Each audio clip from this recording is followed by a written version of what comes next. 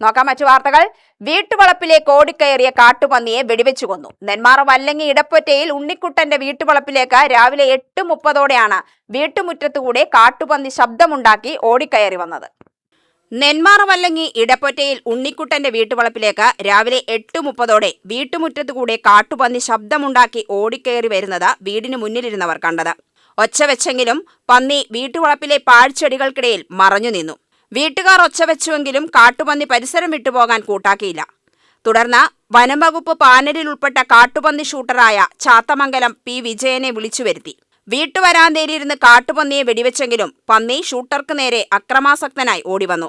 തുടർന്ന് വീണ്ടും 2 വെടികൾ കൂടി വെച്ച ശേഷമാണ് കാട്ടുപന്നി ചത്തത്.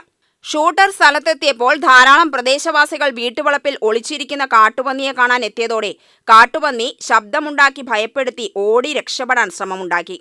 നെന്മാറ വല്ലങ്ങി മേഖലയിലെ കൃഷിയിടങ്ങളിൽ കാട്ടുപന്നി ശല്യം രൂക്ഷമാണെന്ന് പ്രദേശവാസികൾ പരാതിപ്പെട്ടു.